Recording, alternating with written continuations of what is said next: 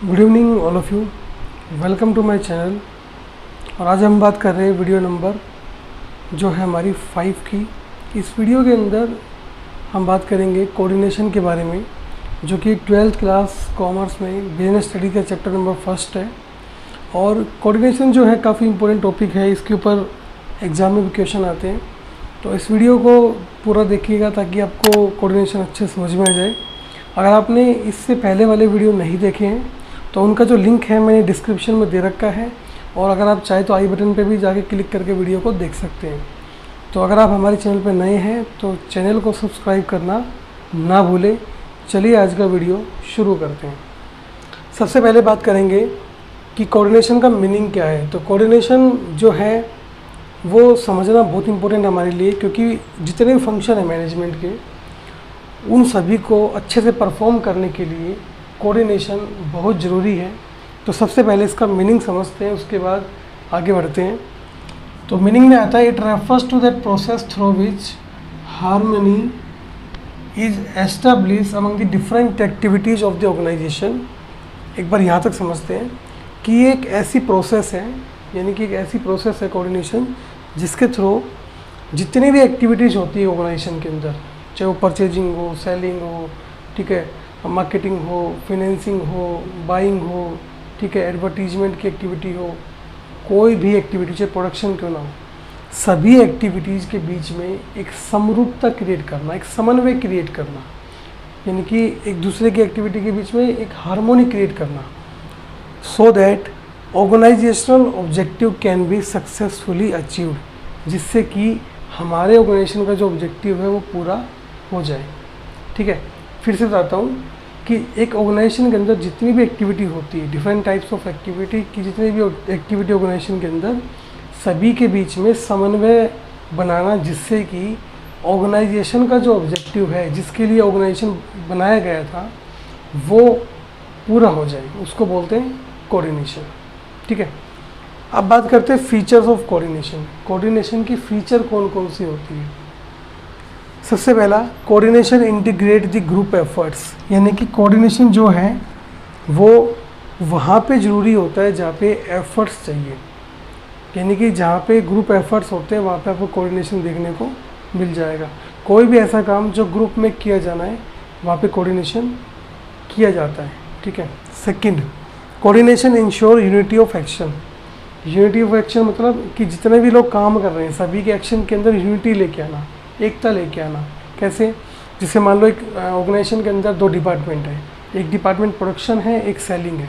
अब इन दोनों डिपार्टमेंट के अंदर अगर कोऑर्डिनेशन नहीं होगा तो ऑर्गेनाइजेशन कभी तरक्की नहीं कर पाएगा। कैसे? मान लो सेलिंग डिपार्टमेंट ने प्रोडक्शन वालों को बताया नहीं कि हमें कितने ऑर्डर रेडी चाहिए, तो प्रोडक्शन डिपार्टमेंट कभी भी उन ऑर्डर को रेडी कैसे कर पाएगा? बताइए। ये प्रोडक्शन वाले ने रेडी कर दिया, सेलिंग वाले बेच नहीं रहे हैं, तो दोनों के बीच में क्या होना चाहिए? एक अच्छा कोऑर्डिनेशन होना चाहिए। Coordination is a continuous process, यानी कि जो कोऑर्डिनेशन है वो ये नहीं है एक बार कर दिया और ठीक है हो गया सब कुछ, ऐसा नहीं होगा। ये throughout the year organisation के अंदर चलती रहेगी। जब तक ऑर्गेनाइजेशन का ऑब्जेक्टिव पूरा नहीं होगा तब तक कोऑर्डिनेशन ऑर्गेनाइजेशन के अंदर चलता रहेगा।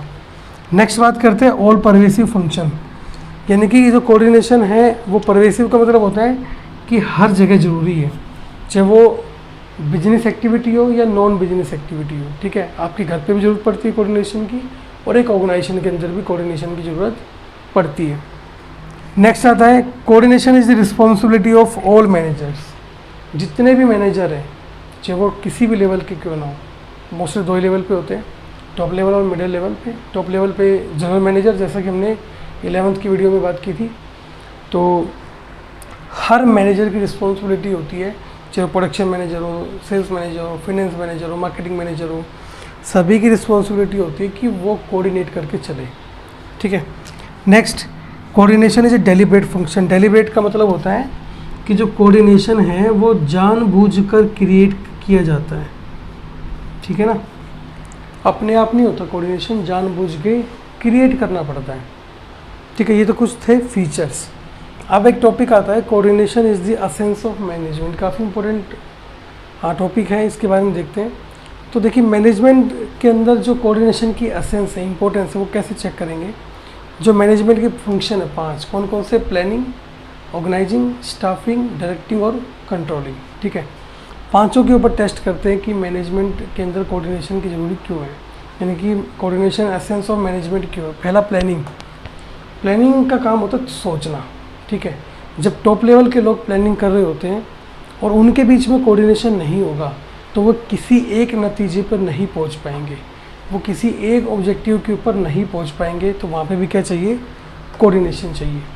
ठीक है, ऑर्गेनाइजिंग का मतलब होता है कि एक ऑर्गेनाइजेशन के अंदर कौन कौन सी एक्टिविटीज़ होगी, कौन कौन सा काम होगा, उसको पहले से ही क्रिएट कर देना, पोस्ट वगैरह सब क्रिएट कर देना, राइट एंड ड्यूटीज सब कुछ फिक्स कर देना।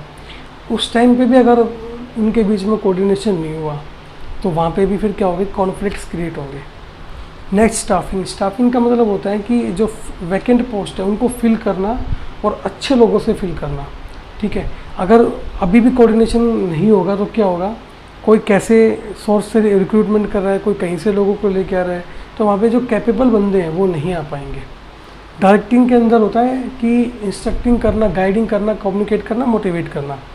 अगर उनको तरीके से गाइड नहीं किया गया तो वर्कर्स कभी भी अच्छा काम नहीं करेंगे। अगर उनको गाइडेंस अच्छी नहीं मिली, उनको इंस्ट्रक्शन अच्छी नहीं मिली तो वो कभी भी अच्छे से काम नहीं करेंगे। तो यहाँ पे क्या राइट बनता है कि अच्छे से कोऑर्डिनेट करके ही ऑर्डर्स इशू किए जाएँ। लास्ट आता है कंट्रोलिंग। कंट्रोलिंग का मतलब होता है कि जो हमने काम सोचा था, यानी कि जो हमने स्टैंडर्ड्स बनाए थे उसके अकॉर्डिंग काम हुआ या नहीं हुआ। अगर उसके अकॉर्डिंग काम हुआ नहीं हुआ तो हम क्या करते हैं? एक्चुअल परफॉर्मेंस को स्टैंडर्ड से मेजर करते हैं। तो जब हम कंट्रोलिंग फंक्शन करें तो उसके अंदर भी कोऑर्डिनेशन करना बहुत ज़रूरी है। जब एम्प्लॉयज़ का को चेक किया जाए कि उनकी एक्चुअल परफॉर्मेंस कैसी है तो उनको भी मालिकों के साथ या उनके जो सुपीरियर्स हैं उनके साथ कोऑर्डिनेट करना ज़रूरी है। अब बात आती है इंपॉर्टेंस ऑफ कोऑर्डिनेशन की। इंपॉर्टेंस ऑफ कोऑर्डिनेशन, कोऑर्डिनेशन कहाँ कहाँ ज़रूरी होता है? पहला, साइज ऑफ द ऑर्गेनाइजेशन। जितना बड़ा ऑर्गेनाइजेशन का साइज होगा वहाँ पे उतने ज़्यादा लोग काम करते हुए मिलेंगे और वहाँ पे उतनी ज़्यादा फील होगी और कोऑर्डिनेशन की। ठीक है, तो यानी कि जैसे जैसे ऑर्गेनाइजेशन का साइज बढ़ेगा वहाँ पे वैसे वैसे कोऑर्डिनेशन की जो फील है वो की जाएगी वहाँ पे। Second, functional differentiation. Functional differentiation मतलब एक ऑर्गेनाइजेशन के अंदर अलग अलग तरह के फंक्शन होते हो। जैसे मैंने बताया था, परचेजिंग का काम भी होता है, प्रोडक्शन का काम भी होता है, ठीक है, सेलिंग का भी काम होता है, मार्केटिंग का भी काम होता है, फाइनेंस का भी काम होता है। तो अलग अलग डिपार्टमेंट के अंदर क्या करना है? हमें कोऑर्डिनेट करके बनाए रखने के लिए भी क्या होता है? कोऑर्डिनेशन ज़रूरी होता है। नेक्स्ट आता है बेनिफिट ऑफ स्पेशलाइजेशन, कि अगर हमारे पास अच्छे वर्कर्स हैं जो स्पेशलिस्ट हैं उनकी स्पेशलाइजेशन का बेनिफिट उठाने के लिए भी कोऑर्डिनेशन ज़रूरी है। अगर सभी एम्प्लॉय कोऑर्डिनेट करके चलेंगे तो हम ईजिली उन लोगों का जो बेनिफिट है स्पेशलाइजेशन का वो उठा सकते हैं। लास्ट आता है interdependence of the different process.